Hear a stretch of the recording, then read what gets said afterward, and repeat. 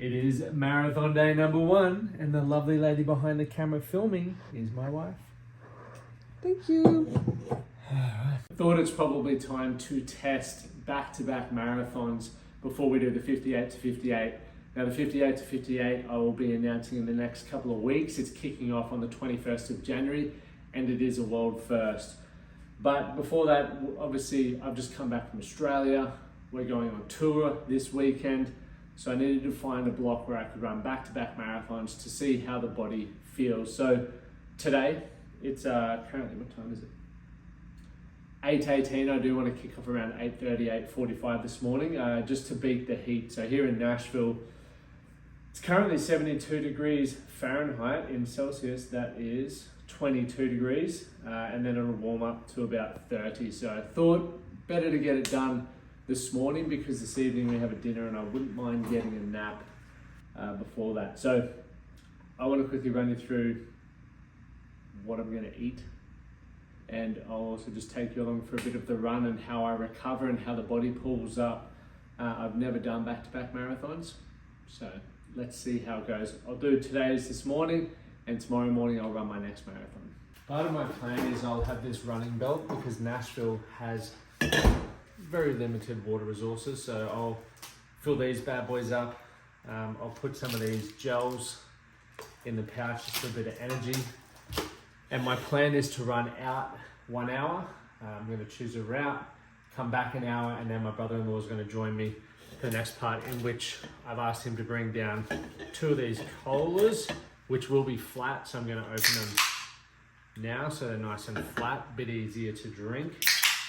And also bring down probably a bagel with Nutella on it. And normally when I run a marathon, I don't eat that much throughout it, but what I'm considering is how many calories I actually need to eat every day if I'm going to do this 58 days in a row. So there's a little bit of a different approach as opposed to running a traditional marathon. So we'll see how that goes. Got the electrolytes in there to have a little drink. They're all in these belts, and then got some gels in there as well.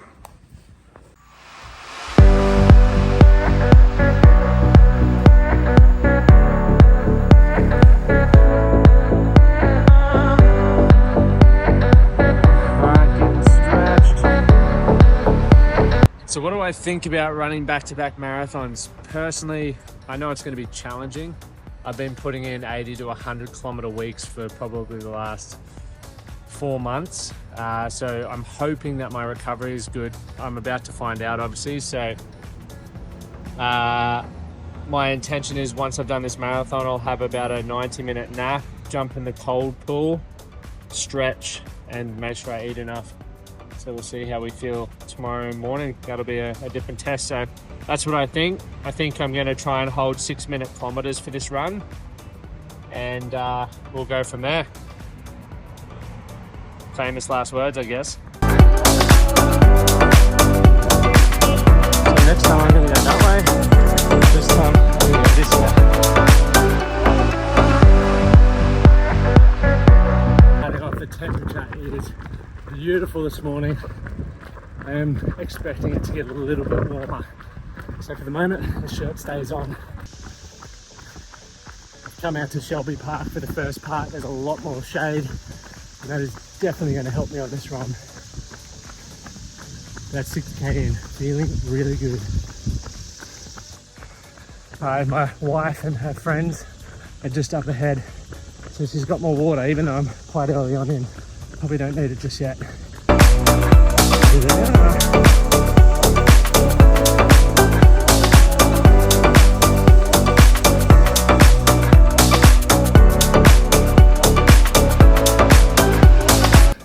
As soon as there's no shade, the heat really picks up, the humidity, and it really drains the energy. So I've got about 3K on here before Liam joins me and I get some food and a flat can of Coke.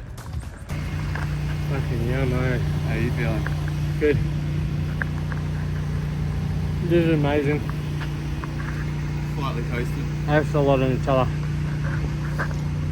Liam's joining for the second half, so at 21.4, 2 hours and 5 minutes. I was just walking up and back there while I was eating some Nutella bagel and drinking some flat Coke, so let's keep going.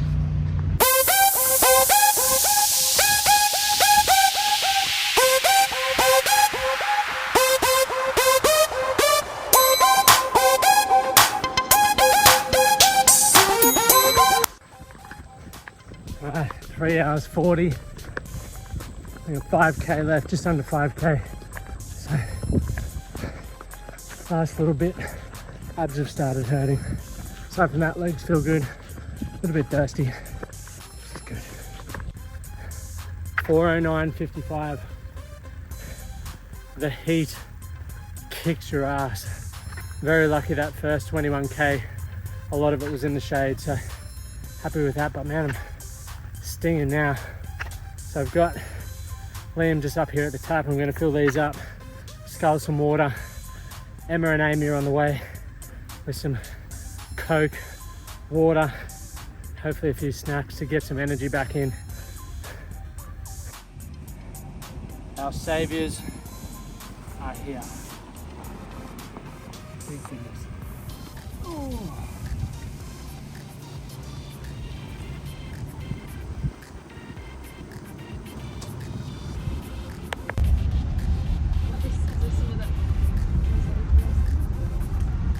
Here's if you leave it open long enough, it goes flat and you can scull it. Oh yeah, that looks good. Gonna get in there. All right, a day one recap. That marathon was great fun. I felt really good in the legs, strong. It was, for some reason, my psoas were like those internal ab muscles just got really fatigued. It felt like I was running forward and I just, really zoned out. But a few lessons from today were, one, I need to eat more before. So that's, obviously knew that. I set myself up for failure from the get-go, or not even failure. I just knew that you have to make time to eat. I didn't do that because I didn't want to wake my wife up, which is a pathetic excuse, but that really reared its head. The other thing is just water. Nashville isn't known for having water fountains everywhere, so we use these, I think they're 170 ml bottles, which just isn't enough. You should be drinking 4 times that probably every half marathon. So learned that. I'm going to take that away and implement it into my training, and also stretching after.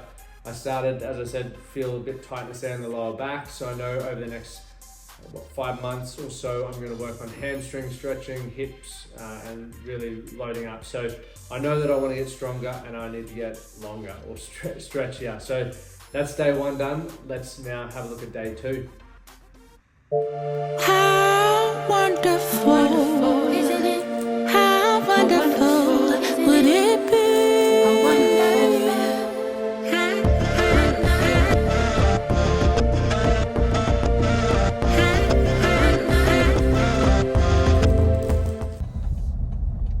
It is day 2 of the marathon, and today I'm driving over to Shelby Park. Yesterday I ran, but the most challenging part of the run, not that I want to take the challenge out, but I'll share the reason why I'm doing the double marathons in a moment, is I want to get through them because I want to learn a few things before I take on the 58 to 58. So last night was a very challenging sleep. My body was aching more than any other marathon I've done.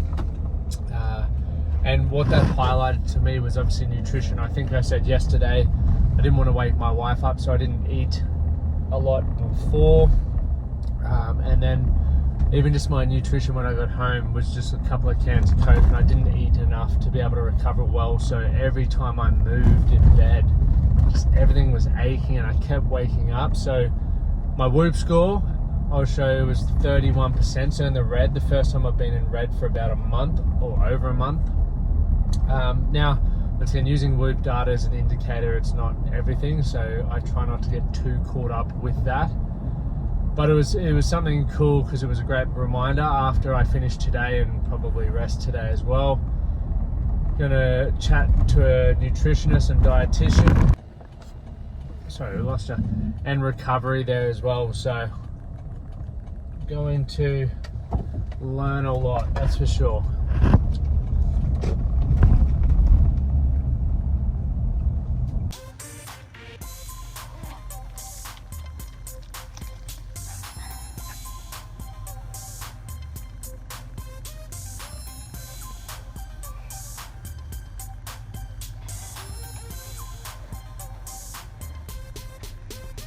I'm definitely feeling a little bit stiff today. Can confirm the first few steps are definitely stinging. I've learned so much from this already and I cannot wait to debrief it. But for now, less talking, more running.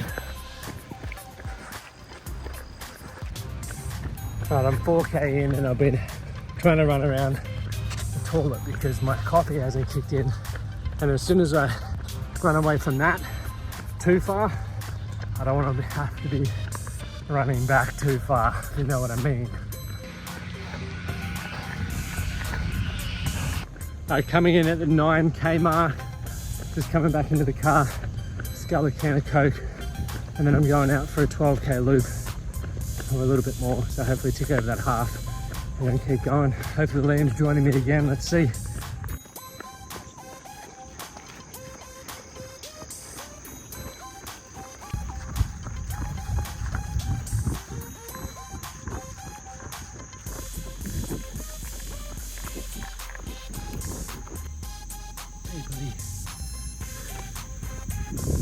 One thing I do when I'm already hurting, I give myself rewards. So the first half marathon today, no headphones.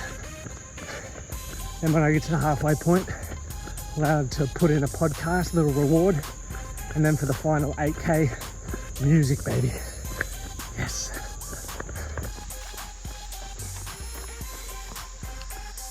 All right, I have about 14 kilometers left.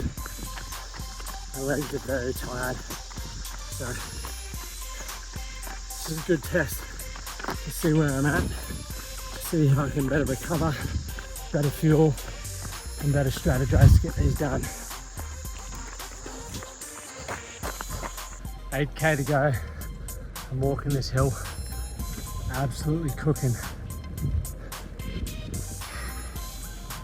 Done. It was definitely a lot more challenging. I woke up after a real tossy-turny sleep. Every time I moved, I just felt back pain and aches and niggles and all that sort of stuff. So I knew that I didn't recover well in regards to my Whoop set. It was 31%.